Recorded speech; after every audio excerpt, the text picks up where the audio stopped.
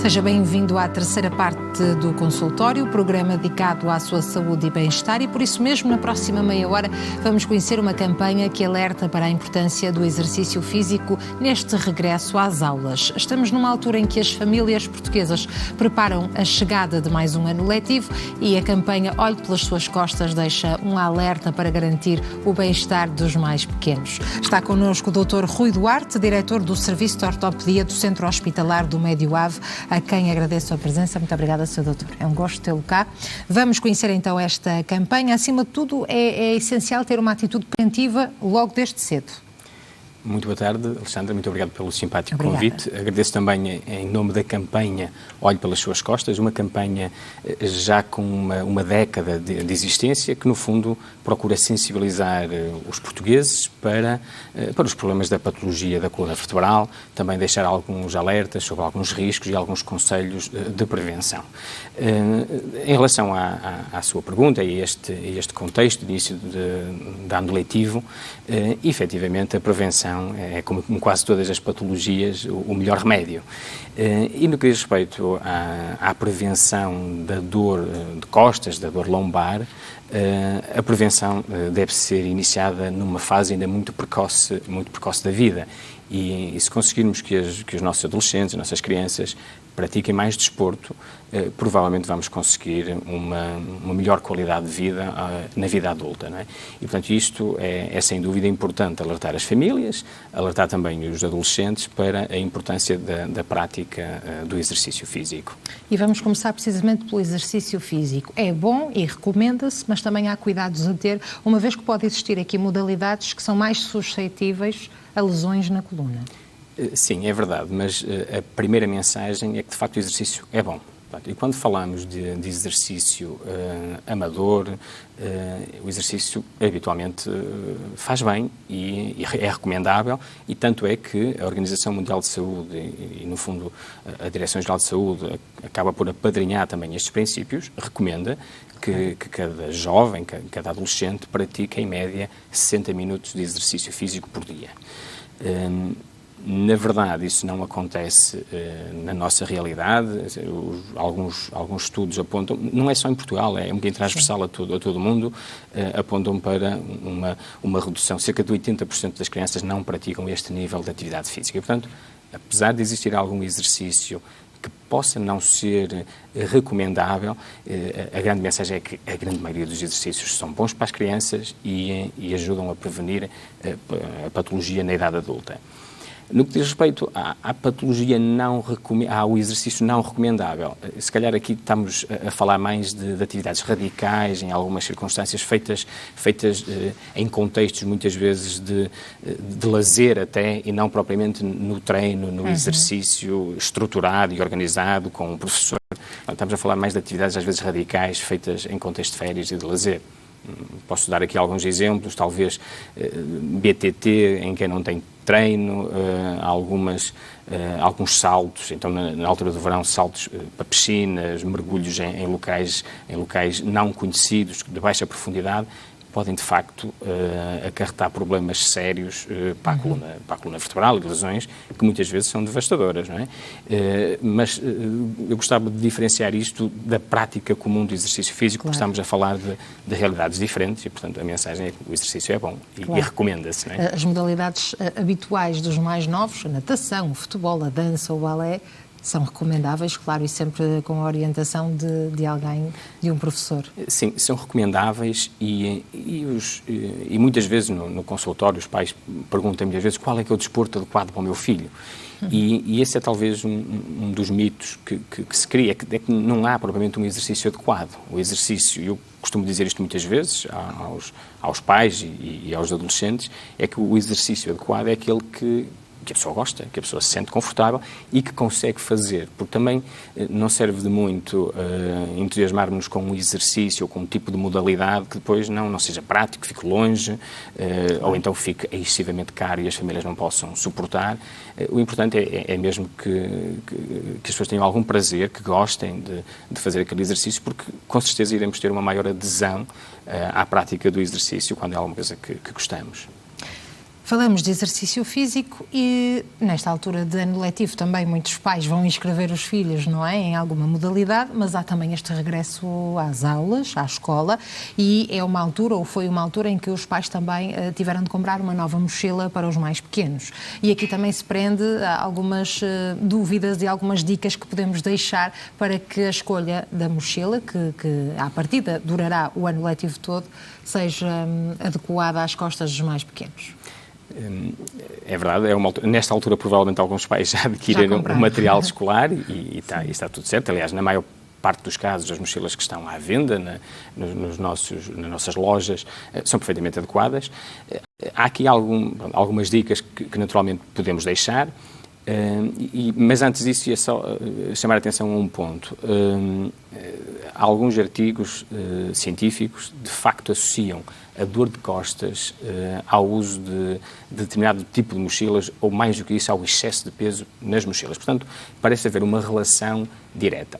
Embora a causa principal de dor lombar nas crianças não esteja relacionada com as mochilas. Portanto, as mochilas não podem ter a culpa de tudo isto. A principal responsabilidade por esta dor tem a ver com o sedentarismo, não é? As crianças ficarem mais paradas, praticarem, voltando ao ponto anterior, praticando menos desporto, acaba por desencadear um fenómeno de dor e algumas alterações. É claro que as mochilas podemos, na hora de as escolher, ser um bocadinho mais criteriosos e há aqui alguns conselhos que eu posso deixar. Em primeiro lugar, tem a ver com o tamanho da própria mochila. Ela não deve ser excessivamente grande. Ela deve ser adequada ao tamanho da criança, de forma a ter um bom apoio na região lombar e dessa maneira ficar mais ajustada, no fundo, ao tamanho da criança. Depois também deve ser adequada no design. As mochilas devem ter umas alças mais largas, para ter um peso distribuído pelos dois ombros, e devemos evitar utilizar só num ombro, e sabemos que para os adolescentes isto muitas vezes já é um bocadinho mais difícil. E depois, em relação ao peso, o que as recomendações apontam é para que o peso na mochila não ultrapasse os 10 a 12% do peso corporal da criança.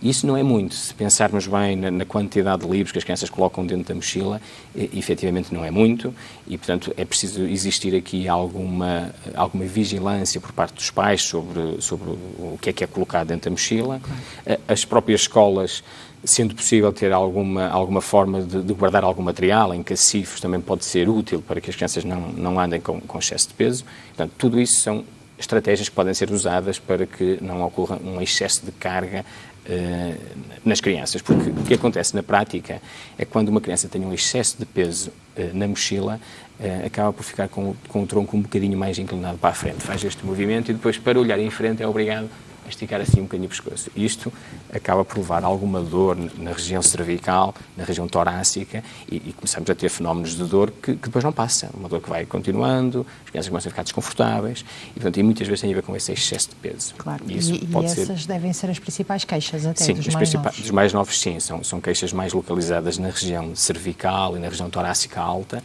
que têm a ver com essa, em alguns casos, com esse excesso de peso. Depois, com certeza, há todas as patologias que podem surgir na adolescência, mas associada às mochilas, sim, começa a surgir alguma dor nessa zona. Já lá vamos à postura também. Antes disso, gostava de saber quando é que a mochila de rodas, portanto o habitual trolley, é aconselhável. Assim, ela deve ser aconselhada em múltiplas situações, aliás, deve ser aconselhada sempre. A questão prende-se mais com o facto dos adolescentes não gostarem de utilizar esse tipo de soluções, porque do ponto de vista ergonómico é francamente melhor do que uma mochila de alças, mas temos que adequar também, sim, no fundo, ao gosto das crianças e dos adolescentes, mas muitas vezes com excesso de peso, e se calhar em alguns dias em que exista aulas de educação física, em que a carga é maior, talvez essa seja uma boa opção. Mas temos sempre que contar com a adesão do adolescente e da criança. Isso sempre é fácil. Então, quando se é adolescente, porque nós também já fomos. Claro, já sabemos como é que funciona. E depois deixamos as mochilas e passamos para os livros na mão. Debaixo do braço. Debaixo do braço, não é? Exatamente. Já lá vamos. Em relação à postura, Sr. Doutor, portanto, falamos dessa postura precisamente por a mochila não estar bem posicionada, não é? Uma alça fora, outra não. E as nossas crianças também passam muito tempo em frente ao ecrã.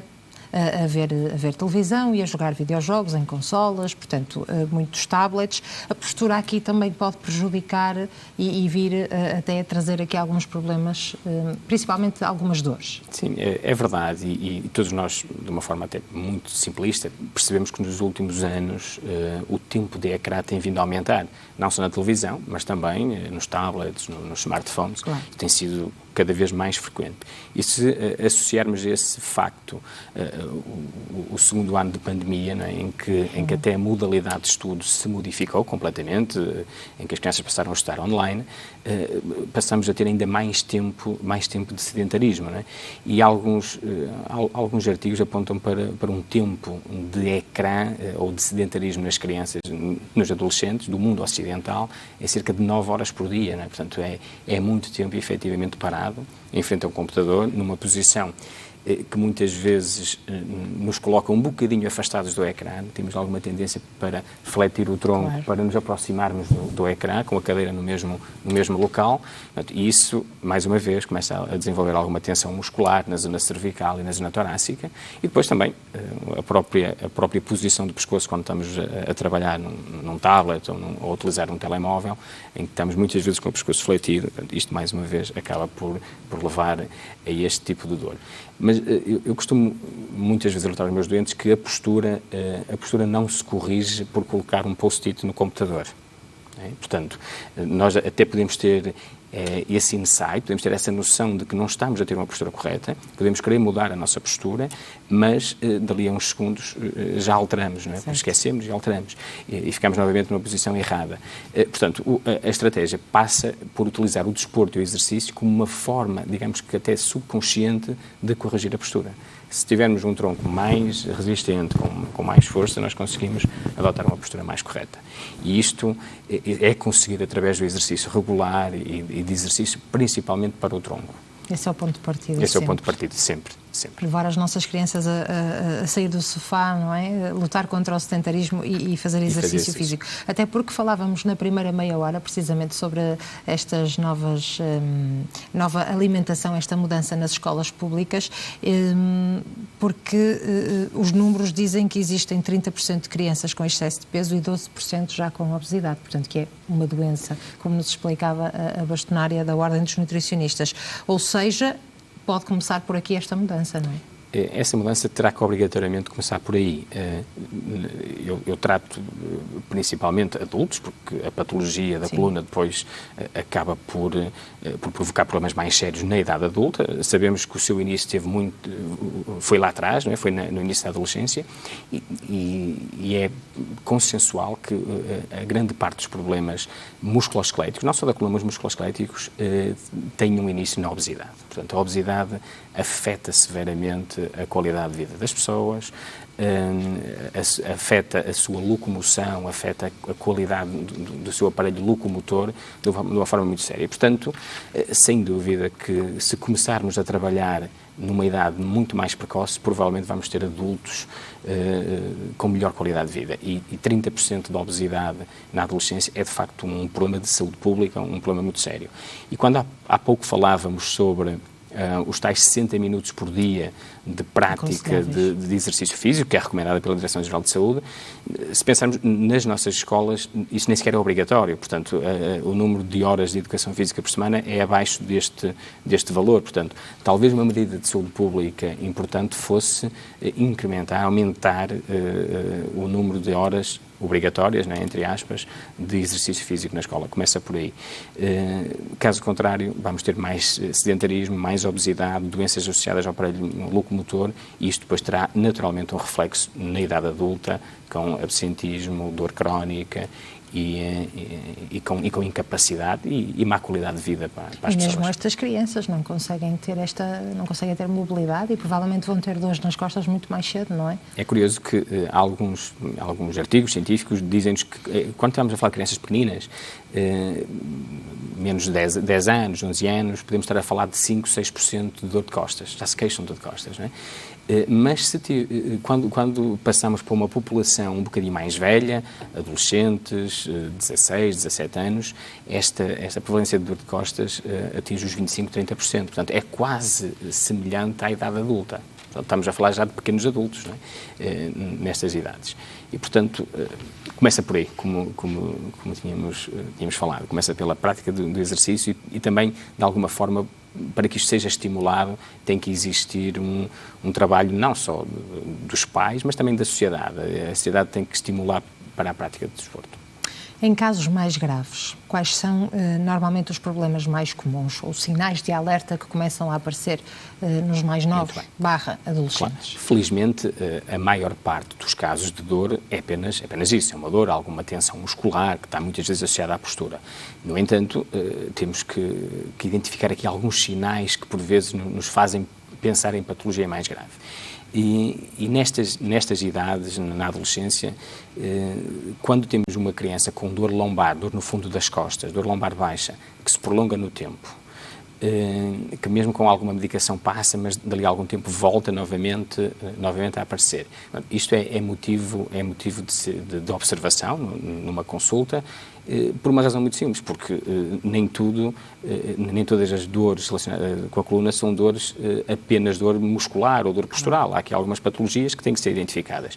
E uma das patologias que por vezes surge nestas idades são alguns defeitos de formação das vértebras e estes defeitos de formação da vértebra acabam por desencadear dor crónica. E é curioso que mesmo com a prática do desporto e do exercício, a dor muitas vezes prevalece ou até aumenta, né? E, portanto, quando a dor se prolonga no tempo, num adolescente convém ser avaliado. Ou então, se os pais notarem alguma deformidade, ou seja, na praia, se virem que há alguma curvatura anormal na coluna, também merece alguma caracterização. E o que é que pode ser feito? Qual é a solução nesse caso?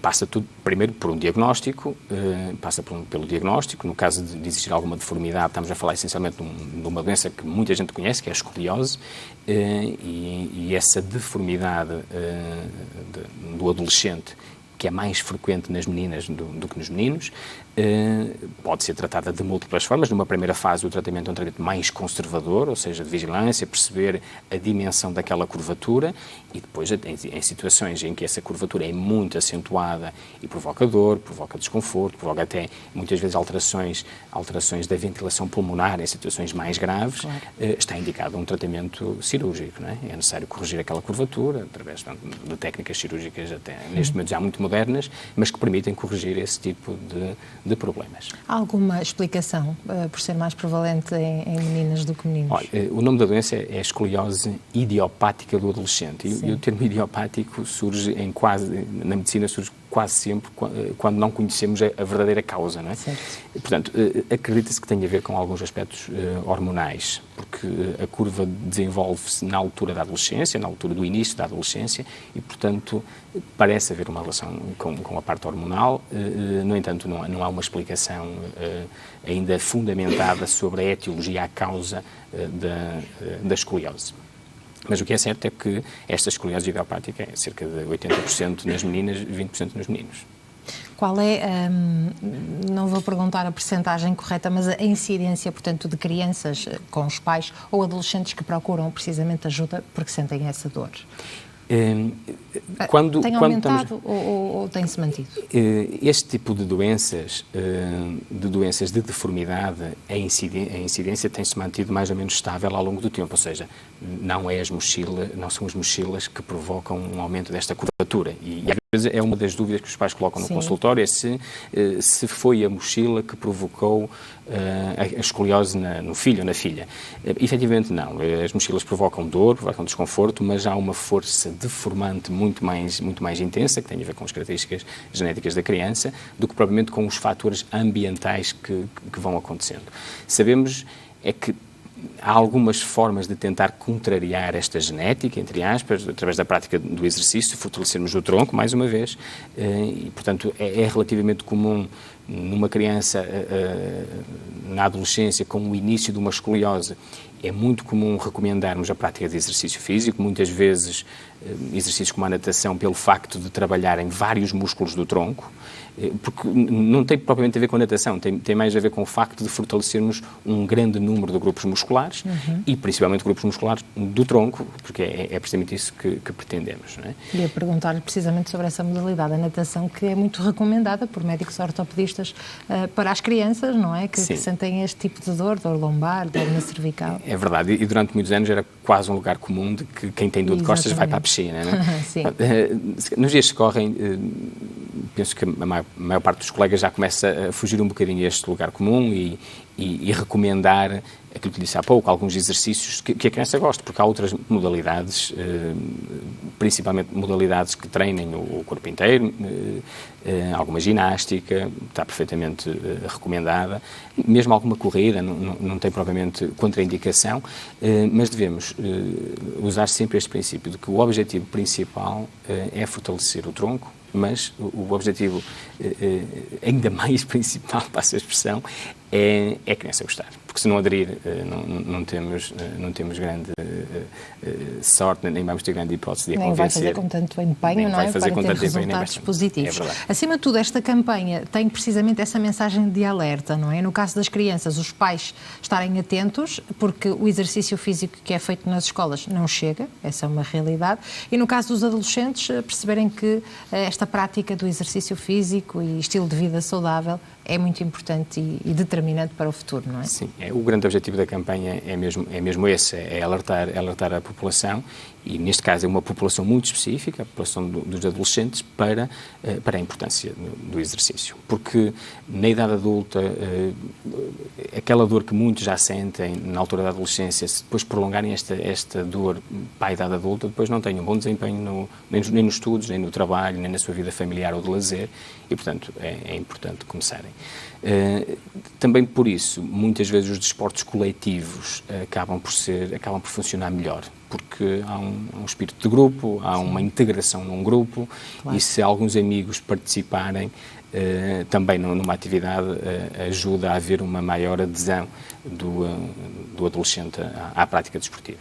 Se falarmos na idade adulta, Sr. Doutor, há muitos portugueses com dores de costas. Sim. Há muitos portugueses com dor de costas. Aliás, a dor de costas é a principal causa de incapacidade abaixo dos 45 anos. Ou seja, se pensamos em portugueses com menos de 45 anos, a causa número 1 de incapacidade é a dor lombar. Portanto, é, de facto, muito frequente. E é uma das 4, 5 causas principais que levam os portugueses ao médico. Portanto, a par da hipertensão arterial, da diabetes, a dor de costas é aquilo que muitas vezes motiva as pessoas a procurarem ajuda médica. Portanto, muitos portugueses sofrem de dor de costas, e isto é válido para Portugal, mas é válido, claro, para a sociedade ocidental, no fundo. Aliás, cerca de 80% das pessoas vão sentir ao longo da sua vida, em algum momento, dor de costas. Portanto, às vezes é importante percebermos se esta dor de costas é uma dor de costas sem importância ou se é uma dor de costas que de facto merece alguma caracterização. Porque as causas podem ser variadas. As causas podem ser variadas e outro dos mitos que por vezes surgem em dor de coluna é que quando a dor é muito intensa o problema é muito grave. Isso não é de todo verdade. É curioso que há alguns doentes que experienciaram um episódio de dor muito violenta em algum momento de dor lombar, e depois isso fica de tal maneira marcado que ao longo da vida depois relembram sempre isso. Há 20 anos eu fiquei completamente paralisado da coluna, uma expressão que muitas vezes uso, sem que isso seja propriamente uma paralisia, nem que seja, e também não é propriamente um problema grave, é um problema que depois é autolimitado, com alguma medicação, a dor acaba por resolver. Mas, sim, muitos portugueses sofrem de dor de costas, muitos portugueses procuram ajuda por causa da dor de costas e no fundo, a solução passa, mais uma vez, pelo trabalho associado ao exercício físico. Porque mesmo na idade adulta, o exercício físico é o melhor companheiro, é o melhor parceiro de alguém que sofra de dor lombar. Independentemente da idade. Independentemente da idade. Essa também é uma mensagem importante a passar, não é? Muito importante. Aliás, quando observo algum doente com 50, 60 anos na consulta, aqueles doentes que estão bem, apesar de irem à consulta tão bem, são aqueles doentes que fazem exercício. Portanto, é importante em todas as faixas etárias. Muito bem. Vamos ouvir as dúvidas e as dores dos nossos telespectadores. Sr. Doutor, muito obrigada pela sua presença. Após um curtíssimo intervalo, é isso que vamos fazer. Na última meia hora, abrimos as portas do consultório com a especialidade ortopedia e pode já ligar e inscrever-se. O número de telefone é o mesmo de sempre, 22508-3297, 22508-3297. Se tem alguma dúvida relacionada com ortopedia, pode também enviar a sua questão para o endereço de e-mail consultório@portocanal.pt. Estamos aqui para o ouvir, para o ajudar. Vamos só fazer um curtíssimo intervalo, são apenas 5 minutos e já voltamos. Até já.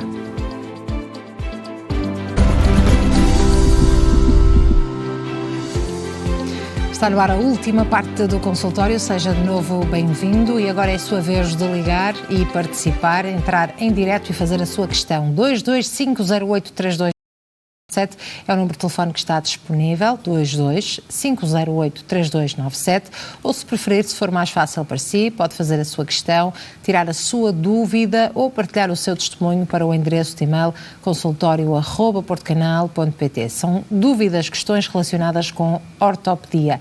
Continua connosco o Dr. Rui Duarte, diretor do Serviço de Ortopedia do Centro Hospitalar do Médio Ava, a quem agradeço mais uma vez a presença. Muito obrigada. Vou reforçar a mensagem da última meia hora. Estivemos aqui a conhecer esta campanha Olhe pelas suas costas, que refere precisamente a importância do exercício físico no regresso às aulas, para que se mantenha o bem-estar dos nossos mais pequenos. Mas agora, se tem dúvidas relacionadas com este assunto também, claro, ou ortopedia de uma forma geral, pode ligar e fazer a sua pergunta. Sr. Doutor, vamos então ouvir os nossos telespectadores. Começamos com uma menina, Manuela Silva, Liga do Porto, e tem 71 anos. Seja bem-vinda. Olá, Manuela, está-me a ouvir? Boa tarde. Então, Sr. Doutor, não é para mim, é pelo meu marido. Ele tem 70 anos. Muito bem. E fez uma ressonância magnética da coluna lombar. E eu vou ler aqui por alto, mais ou menos, o que é que as coisas dizem. Foram realizados cortes sagitais, T1, T2, STIR e axiais T1 e T2. O relatório é em L2 e L3, a vertente inferior dos foramina nervosos. L3, L4, a vertente inferior dos buracos de conjugação. L4, L5, uma hérnia discal posterior molda o saco dural e identa a vertente inferior dos buracos de conjugação. L5, S1, uma procedência discal posterior indenta o espaço peridual anterior. Registram-se hérnias de Schmorri das plataformas vertebrais lombares, angioma do corpo vertebral, L4, o cone modular, tem normal formologia, topografia e evolução de sinal. Agradecia o que o Sr. Doutor me dizia sobre isto, se faz favor. Esta ressonância foi feita no dia 9/4/2021. Muito obrigada. Muito obrigada a nós, Manuela, pela sua chamada e vamos tentar ajudar a Manuela e o seu marido. Muito bem, Manuela. Obrigado. Boa tarde, Sr. Doutor. Obrigado pelo telefonema. Os exames auxiliares de diagnóstico, primeiramente a ressonância, é extremamente útil para estabelecer um diagnóstico. No entanto, só faz sentido discutirmos uma ressonância percebendo um bocadinho dos sintomas que o seu marido tem. Ou seja, essa ressonância pode existir uma ressonância exatamente igual a essa numa pessoa que não tenha praticamente sintomas. Okay? Sim, sim. Ou então pode existir uma ressonância exatamente igual a essa num doente que tenha manifestamente muitos sintomas. E, portanto, a sintomatologia é o ponto de partida, não é? As queixas do doente é o ponto de partida para estabelecermos um diagnóstico e depois uma estratégia de tratamento. E, portanto, o que eu lhe ia perguntar, e essa é a pergunta talvez principal, é se o seu marido tem alguma dor que irradie para as pernas, portanto, a dor, se a dor, além de existir na região lombar, se prolonga pela perna abaixo. Se existem também alguns formigueiros. Ele não se queixa de nada de pernas. Ele tem, portanto, ele também tem um problema de... Ora bem, ele sentado não pode estar. Está pouco tempo sentado. Posto ele está sentado. Deitado Está mais ou menos, mas também tem tendinites, também lhe custa. O ele estar bem é estar de pé ou é então andar sempre a girar. Muito bem. Manuela, é assim, a descrição que me fez da ressonância aponta para a existência de hérnias e de procedências. Este tipo de descrição de uma ressonância diz-nos apenas que em alguns pontos da coluna lombar do seu marido, o disco intervertebral, que é uma espécie de um amortecedor, de uma almofadinha que existe entre as vértebras, esse tipo de hérnias ou de procedências surge quando o disco esse disco intervertebral começa a ter alguma patologia degenerativa, começa a envelhecer, o que é também, de alguma forma, expectável, tendo em conta a idade do seu marido. Portanto, o disco está a envelhecer e, em alguns pontos, esse disco invade ligeiramente o canal vertebral, ou seja, o canal onde passam os nervos que depois dão, no fundo, a força e a sensibilidade das pernas. E, portanto, o que diz a ressonância é que em alguns desses pontos existem, nomeadamente entre a quarta e a quinta vértebra, existe uma hérnia discal que, de alguma forma, molda o saco dural, ou seja, aproxima-se das estruturas nervosas, mas em nenhum dos momentos na ressonância é descrito alguma compressão. Portanto, o primeiro dado importante é que não parece haver compressão nervosa, nem na ressonância, nem na descrição que me fez da ressonância, nem também na descrição que me fez dos sintomas, o que é uma excelente notícia. Eu acho que é um bom fator de prognóstico. Portanto, não tendo uma lesão ou um dano neurológico, eu diria que estamos no bom caminho. Depois o seu marido tem também alterações, apareceu aí outra descrição, que são hérnias de Schmorl. As hérnias de Schmorl não são provavelmente hérnias que provoquem compressão nervosa, provocam alterações degenerativas do disco intervertebral e da zona entre o osso e o disco. Portanto, isto provoca principalmente dor na região lombar. Portanto, não admira que o seu marido, entre aspas, sofra, não é, de dor no fundo das costas, e essa dor está principalmente relacionada com esta patologia degenerativa. Em casos, obviamente, que teríamos que avaliar o seu marido, perceber como é que é a mobilidade dele, ou outro tipo de exame que fazemos fisicamente no consultório, mas eu diria que numa primeira análise, uma boa estratégia para o seu marido seria talvez alguns tratamentos de fisioterapia, de forma a diminuir esta dor no fundo das costas e depois, progressivamente, integrar neste plano de tratamento algum exercício. Não me parece que seja, numa primeira fase, um caso que seja necessário um tratamento cirúrgico. Portanto, eu acho que isso, apesar de tudo, é uma boa notícia e, provavelmente, com alguns tratamentos de fisioterapia, com a medicação adequada, o seu marido passará a ficar melhor. Muito obrigada pela sua questão, Manuela. Se quiser que lhe diga a medicação que ele está a tomar, é o Cetruc Chart, o Lorazepam Lavestal, e ele já toma há muito tempo o Atarax. É a medicação que ele está a tomar. Nenhuma dessa medicação é propriamente medicação para a dor. Claro. E, portanto, talvez numa estratégia de tratamento pudesse ser incluído neste plano terapêutico alguns medicamentos para controle da dor e depois associar a isto a fisioterapia e uma vez melhor, no futuro, pensar então no exercício para reforço da musculatura lombar. Portanto, acho que seria por aqui. Valia a pena ele procurar alguma ajuda, nomeadamente com o seu médico de família, porque há soluções e provavelmente ele irá começar a ficar melhor, não é? Claro, não dispensa de ser acompanhado, não é? Muito obrigada, Manuela, pela sua chamada, por toda esta informação e as melhoras para o seu marido. Sr. Doutor, surge-me precisamente uma dúvida. Normalmente as opiniões dividem-se sobre a cirurgia das hérnias, não é? Quando se deve avançar, quando não se deve avançar, depois também depende de cada caso.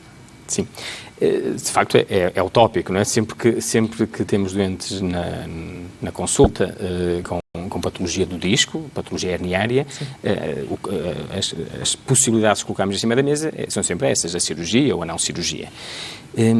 Há algumas orientações ou alguns conselhos que eu costumo utilizar e No fundo, é uma forma de direcionar os doentes. E o principal aspecto é, talvez, a existência de dor radicular, ou seja, dor que vai irradiando pela perna. Quando isto existe, quando existe este tipo de sintomatologia e é intensa, a cirurgia deve ser equacionada. Claro que depois também tem a ver com o tempo de duração dos sintomas.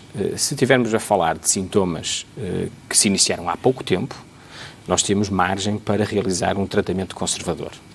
Ou seja, algum tratamento farmacológico, tratamento de fisioterapia, tem sempre o seu lugar num doente com uma hérnia discal. Estamos a partir do princípio que já temos o diagnóstico, já fizemos uma ressonância, já sabemos do que é que se trata. E, portanto, se tivermos um doente com uma hérnia discal e essa hérnia discal está a provocar sintomas, dor pela perna abaixo, devemos equacionar a cirurgia depois de tentarmos algum período de tratamento conservador.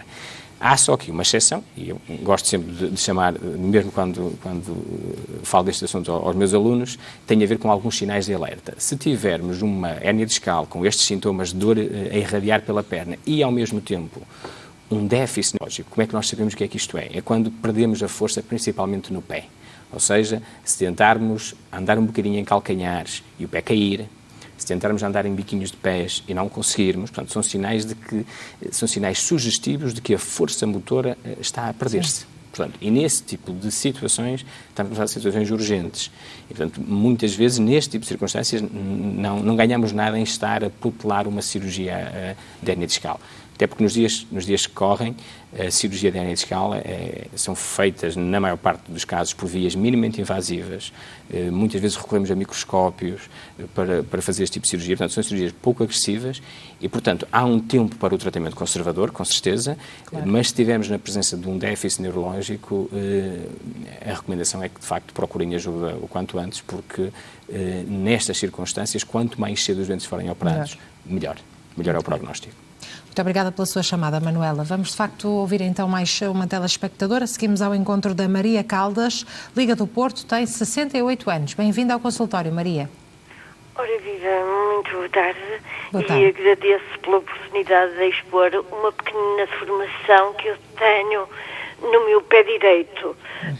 Dr. Rui Duarte, isto já vem da longa data. Eu não me recordo bem, não sei precisar, mas talvez perto dos meus 40 anos ou posteriormente, alguns anos posteriores, eu comecei a ganhar uma deformação no meu dedão do pé direito. E ele inclinava-se para o lado direito, portanto comecei a formar ali um joanete, digamos assim, não é? Penso eu, é o que eu sei. Acontece que eu comecei a utilizar sapato muito largo, a sapatilha, chinelo, e a deformação não aumentou. Só que atualmente, há cerca de 4, 5 meses, eu comecei a notar que parece que se formou uma massa muscular, não é? Sobreposta à deformação. E quando está inflamada, fica muito vermelha e tem mais ou menos a dimensão de um ovo de perdiz. Eu tenho uma consulta marcada, o farmacêutico por acaso informou-me, numa podologista, mas gostava de saber a opinião de um ortopedista. Muito bem. Muito obrigada pela sua questão, Maria. Vamos tentar ajudá-la. Vamos ouvir o seu doutor. Olá, Maria, boa tarde.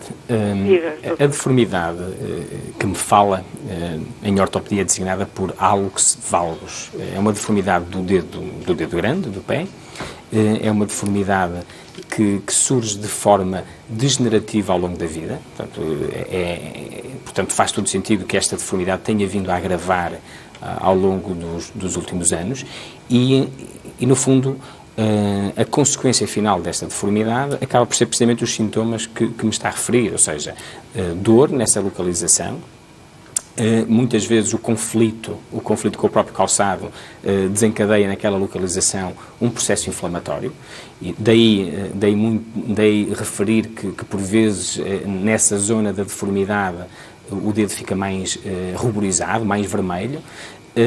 E, portanto, eu diria que a partir do momento que esta deformidade existe, que isto começa a comprometer a sua qualidade de vida, começa a provocar dor de uma forma significativa, começa a ser uma preocupação para si, eu diria que deve ser avaliada por um colega de ortopedia, porque é necessário fazer alguns exames, umas radiografias, perceber esta deformidade e naturalmente, há lugar, se a deformidade for de facto evidente, há lugar para um tratamento cirúrgico, para uma correção do dedo, de forma a diminuir todo esse processo de inflamatório que tem nessa zona, que de alguma forma não vai diminuir de uma forma natural, ou seja, se não for operada, dificilmente este quadro reverte. Portanto, este quadro vai ter um agravamento, portanto, ao longo do tempo, progressivo, nunca é um agravamento de um dia para o outro, mas progressivamente essa dor vai aumentar. Portanto, eu diria que, uma vez que já tem sintomas já há 4, 5 meses, acho que faz sentido ter uma consulta de ortopedia,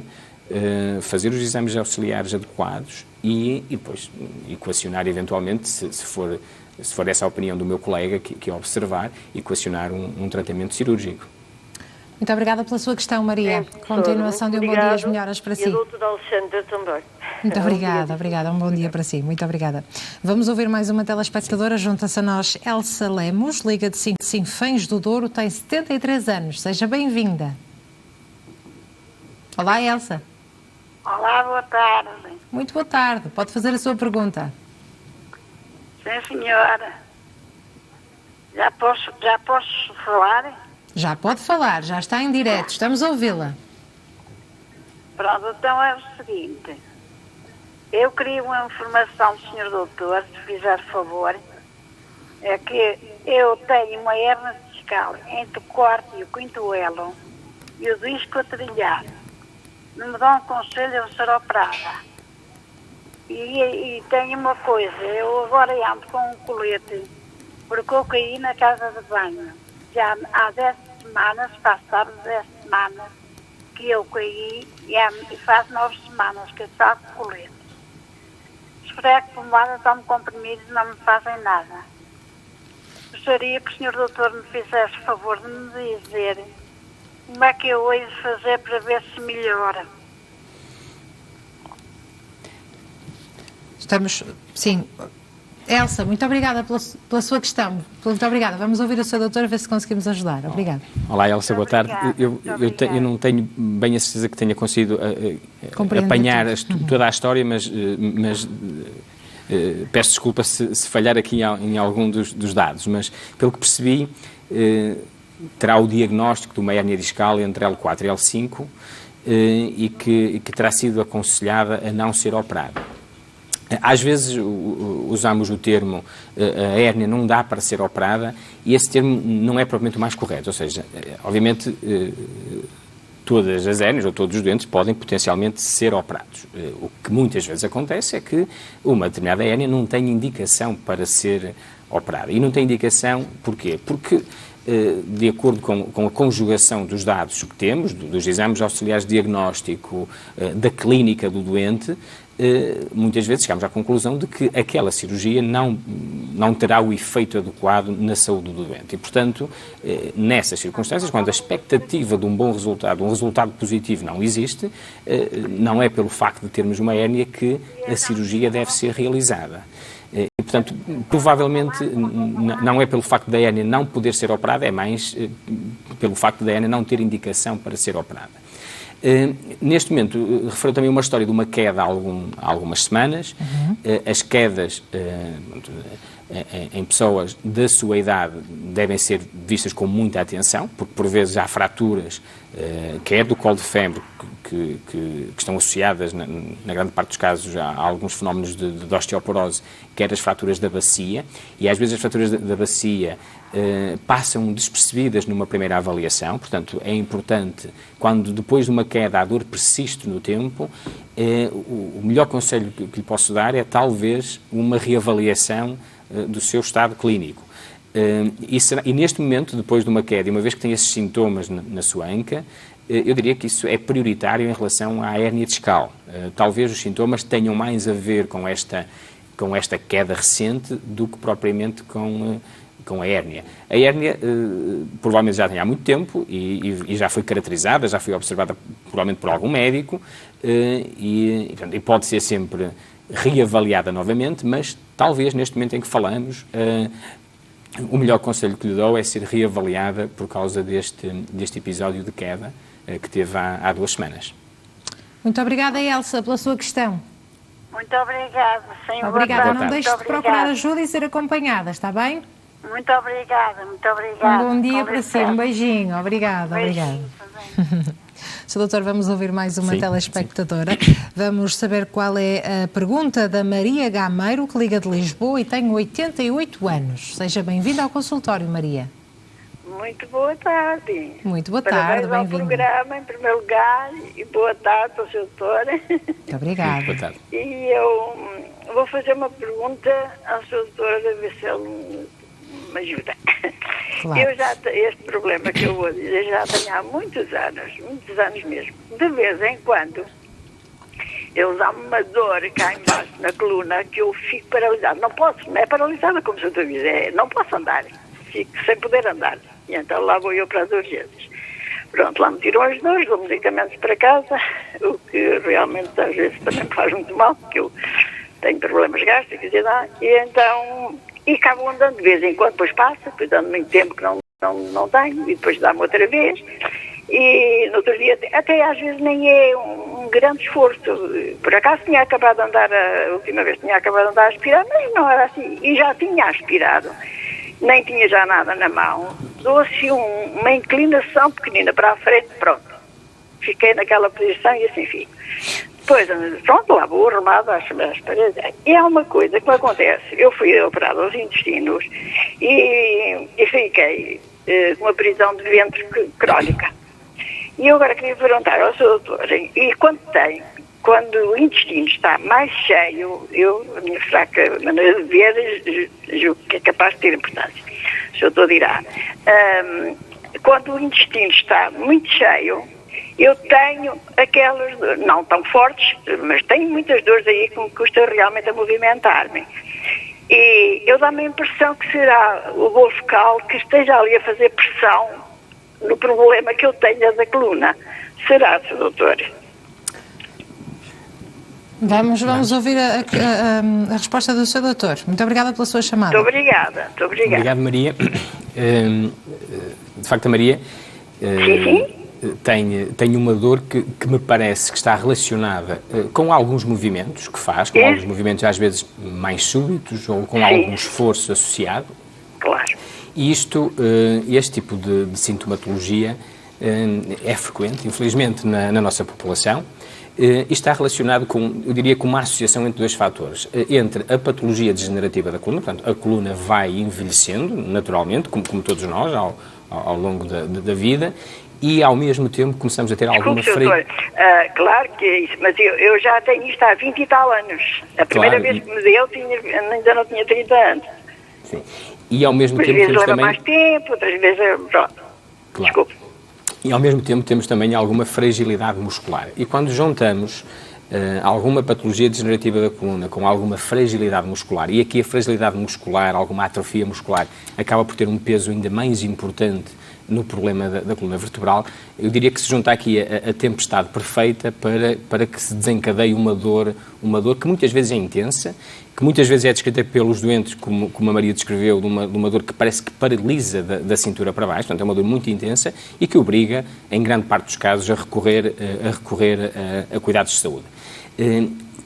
Infelizmente, não há assim uma solução cirúrgica que resolva este problema. A solução passa muito por utilizar algumas estratégias de medicação e no seu caso, com essa obstipação que tem associada à cirurgia que fez aos intestinos, temos de ter algum cuidado com a medicação que faz para a dor, porque muita da medicação que é usada para a dor de coluna pode, de alguma forma, provocar uma maior obstipação, uma maior prisão de ventre, e, portanto, chamo só esse alerta, essa atenção para o tipo de medicação que usa. Mas é, em boa verdade, a melhor estratégia em períodos de crise é a utilização de alguns fármacos para ajudar a ultrapassar esta crise.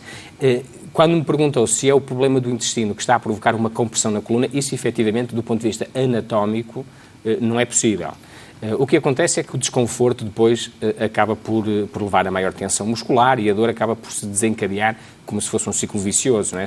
Acaba por ter mais dor abdominal por causa da distensão abdominal e acaba por ter também mais dor na região lombar, no fundo das costas. Mas não é propriamente o intestino que está a provocar uma compressão na coluna e um dano sobre a coluna vertebral.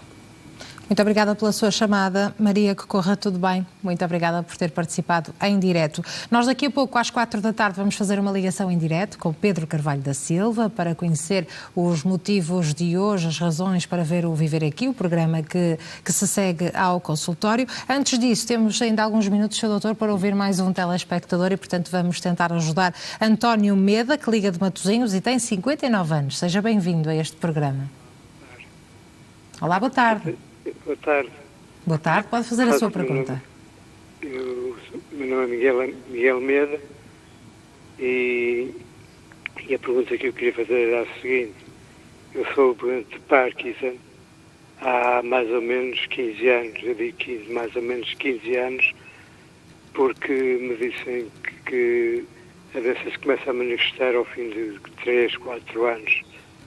Portanto, eu tenho mais ou menos uns 15 anos com a doença. Sempre fui uma pessoa ativa antes de ser identificada a doença. Eu fazia halterofilismo, culturismo, bicicleta, corria e, portanto, sempre mantive-me com alguma forma. Quando me foi diagnosticada a doença, eu deixei-me ir abaixo um bocadinho, mas depois lá animei e continuei porque comecei a ter sintomas como tremuras e essas coisas assim. E qual é a sua questão? A minha questão era a seguinte: eu agora tenho algumas quedas, tenho alguma falta de equilíbrio.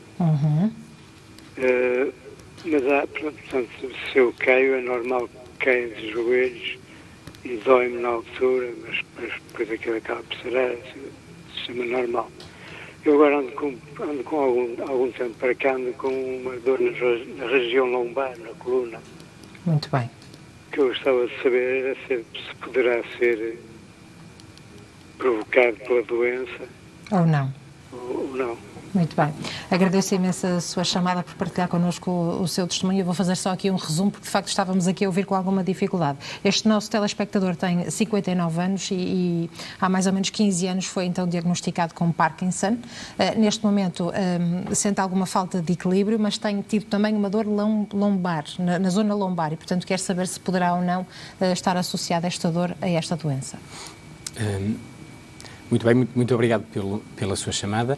De facto, a doença de Parkinson cursa precisamente com estas alterações do equilíbrio, alterações também musculares, e portanto, os doentes com este diagnóstico sofrem muitas vezes de quedas e é o que está, de alguma forma, a acontecer consigo. A dor lombar poderá eventualmente estar relacionada com algum desequilíbrio muscular da doença de Parkinson, mas o senhor tem 59 anos, portanto, temos também patologia degenerativa que vai acontecendo ao longo da vida e que pode precisamente estar a acontecer consigo, independentemente da doença de Parkinson. Mais uma vez, a importância deste sintoma deve ser integrado e, portanto, se a dor for ocasional, eu diria que não terá uma importância máxima, não é? Se a dor começar a ser uma dor muito frequente, com necessidade de recorrer à medicação por causa desta dor lombar, então vale a pena fazer os exames auxiliares de diagnóstico, vale a pena que o seu médico de família o avalie, que realize os exames e, se for necessário orientar para uma consulta de especialidade, ele com certeza assim o fará, porque podemos ter dor relacionada com a doença de Parkinson, é certo, mas também podemos ter uma dor relacionada com a patologia degenerativa que vai surgindo com a avançada idade e podemos perfeitamente estar só a falar disso e não ter qualquer relação com a doença de Parkinson. Portanto, merece uma avaliação se os sintomas começarem a ser muito intensos e que, de facto, prejudiquem de forma severa a sua qualidade de vida. Muito obrigada pela sua chamada, por partilhar connosco o seu testemunho. Agradeço também a todos os telespectadores que participaram em direto e ainda ao Dr. Rui Duarte. Muito obrigada. Foi um gosto tê-lo cá e obrigada por partilhar connosco o seu conhecimento e ajudar os nossos ouvintes. Muito obrigada.